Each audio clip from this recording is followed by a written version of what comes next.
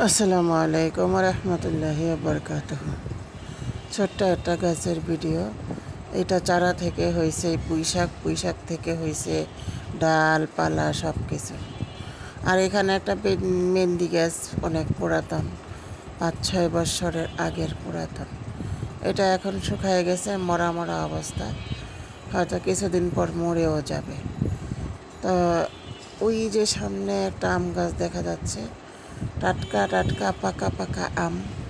এই টাটকা টাটকা পাকা পাকা আমগুলো দেখে আমার লোভ সামলাতে পারতেছিলাম না। আমি যদি গাছে উঠতে পারতাম তাহলে ওই আমটা আমি পায়রা নিয়ে আসতাম। যেহেতু গাছে উঠতে পারি না, আর কী করার আছে, সেই জন্য আর আমটা পারলাম না। খালি দেখতেছি প্রতিদিন সকালে ওইটা, আর চোখেরে বলতেছি চোখ বন্ধ করে রাখো, কারণ ওইটা আনা যাবে না। ওইটা আনতে গেলে বহুত সমস্যা। আর এই যে দেখতে পাচ্ছেন, আমার ছেলে সিলেট থেকে ঘুরে এসেছে। সে তার বোনের জন্য অনেক কসমেটিক্স নিয়ে আসছে, আর চকলেট নিয়ে এসেছে, পানি নিয়ে এসেছে, বিভিন্ন আইটেমের কসমেটিক্স। এটা অন্য আর একটা ভিডিওতে দিব। এগুলো নিয়ে আসছে, আইসে এসে একটু খাইছে, খাওয়া দাওয়া করে এখন ঘুমাচ্ছে। এই হইল সিলেটের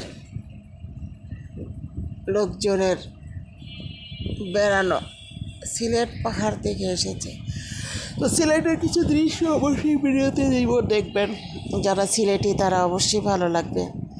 যারা সিলেটি তাদের তো সিলেটের জিনিস সব কিছুই ভালো লাগে। তবে বৃষ্টির দিনে বেড়ায় কোনো মজা নাই। যেখানে যাও সেখানে বৃষ্টি বৃষ্টি বৃষ্টি, বৃষ্টি ছাড়া আর কোনো কিছু নাই।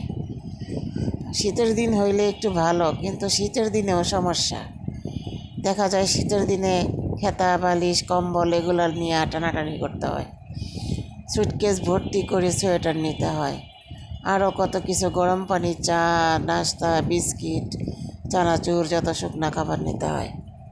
আর গরমের দিনে বেশি কিছু লাগে না, যেখানেই যাক পান্তা বা ডিম ভাজি, মরিচ বাটার, পেঁয়াজের খুঁড়ি হইলেই হয়ে যায়।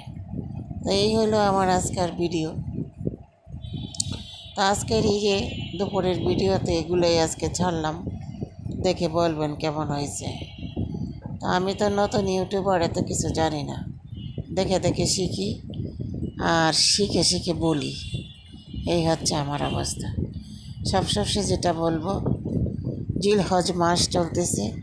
জিলহজ মাসে যারা যারা ইবাদত করতে চান অবশ্যই রোজা রাখবেন এবং ছোট ছোট তাসবিহগুলো পড়বেন। সুবহানাল্লাহি আলহামদুলিল্লাহি ওয়ালা ইলাহা ইল্লাল্লাহু আল্লাহু আকবার। আরেকটা হচ্ছে আস্তাগফিরুল্লাহ আস্তাগফিরুল্লাহ আস্তাগফিরুল্লাহ। আর আরেকটা হচ্ছে আল্লাহু আকবার আল্লাহু আকবার আল্লাহু আকবার, লা ইলাহা ইল্লাল্লাহ, আল্লাহু আকবার আল্লাহু আকবার, ওয়ালিল্লাহিল হামদ। এই যে ছোট্ট ছোট্ট তাসবিহগুলো আমরা যেন এই জিলহজ মাসে পড়ে থাকি, কারণ মুসলিম হিসাবে জিলহজ মাস সমস্ত মাসের চাইতে শ্রেষ্ঠ বলে ঘোষণা করেছেন আল্লাহ পাক রব্বুল আলামিন। আল্লাহ রাসূলও একটা হাদিসে বলেছেন, সবচাইতে শ্রেষ্ঠ মাস হচ্ছে জিলহজের 10টা দিন।